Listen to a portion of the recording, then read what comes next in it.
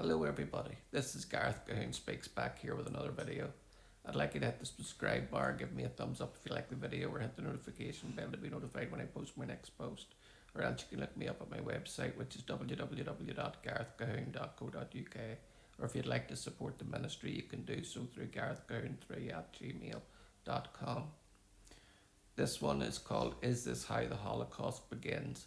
As anti-Semitism surges worldwide, history's warning signs are becoming harder to ignore.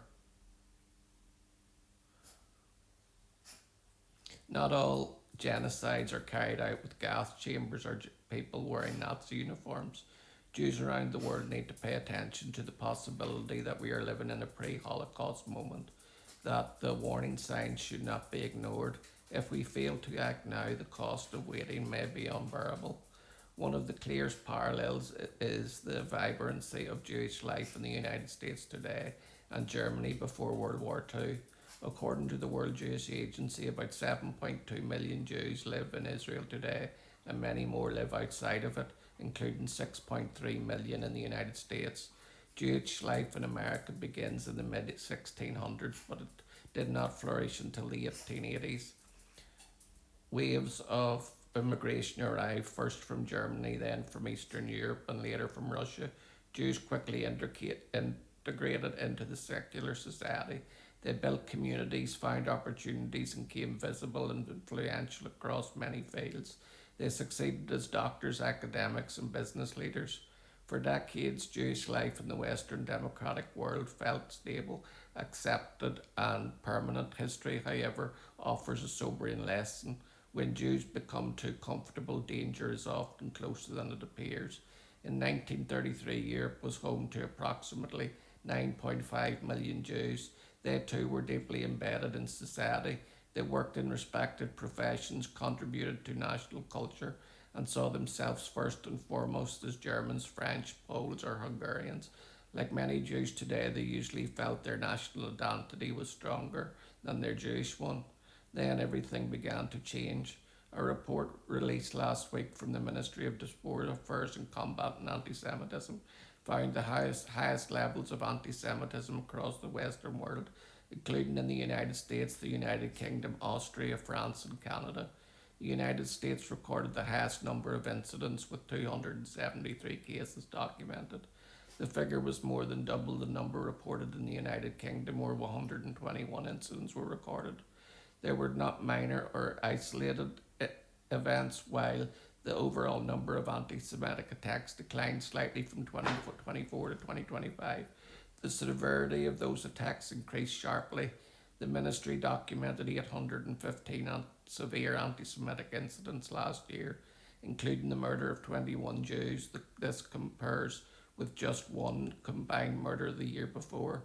The Bondi Beach attack in December was the deadliest incident recorded during this period, with 15 people killed. However, Austria had already suffered a series of violent anti Semitic attacks leading up to the massacre days before.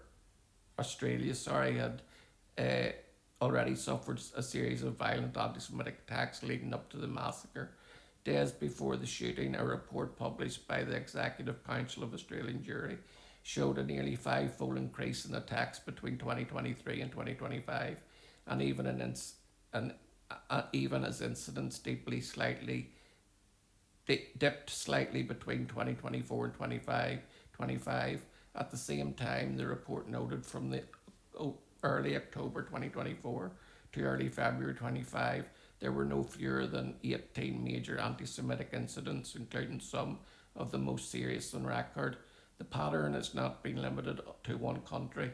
On Wednesday, the day after International Holocaust Day, an incident in New York occurred that had potential to be deadly. A person intentionally drove a vehicle into the entrance of the 770 Eastern Parkway Chabad headquarters in Brooklyn. The building is often filled with hundreds and sometimes thousands of people.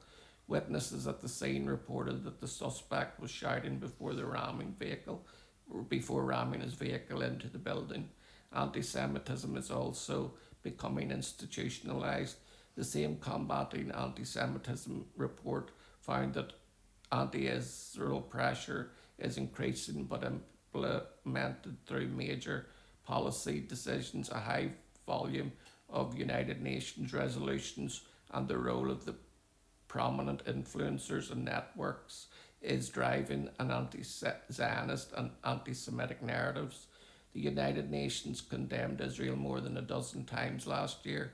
The World Jewish Congress has repeatedly stressed that Israel is the only country subjected to a standing agenda item at the UN Human Rights Council. At the same time, anti Semitism or anti Zionist positions are no longer a barrier to political success. Even in the United States, the election of New York Mayor Zohar Mamdani demonstrated that being openly anti-Israel was not only a liability, not only a liability, but could help secure an electoral victory. Since entering office, Mamdani has revoked several executive orders that have supported Israel. He removed the city's adoption of the International Holocaust Remembrance Alliance definition of anti Semitism and erased restrictions on anti Israel protesters. He had also appointed pro Palestinian activist Ramzi Kassem as his chief counsel, among other controversial selections. According to the Anti Defamation League, at least 20% of Mamdani's appointees have ties to anti Zionist groups. On the political right, similar patterns emerging. Major figure Tucker Carlson, who reaches a combined audience of more than 20 million followers, continues to promote anti-Semitic and anti-Israel rhetoric with little consequences. Carlson has hosted known Holocaust denier Nick Fuentes and has accused Jews in the United States of dragging America into unnecessary wars, among other claims. This week, Leo Terrell, chair of the US Department of Justice Task Force to combat anti-Semitism, was in Israel for Ministry of Diaspora Affairs and combating anti-Semitism. Amichai Chikli's annual anti-Semitism conference. During the event, Terrell achieved the Award of Honour to fight anti-Semitism. However, in a press briefing, he nearly defended the spread of anti-Semitic falsehoods. We have freedom of speech. We allow our country hate speech, ugly speech, Terrell said from the stage. I don't care if someone yells, I hate Jews all day and night. Terrell argued that he does not support limiting a person's right to hate and that he defends the right of individuals to say ugly things.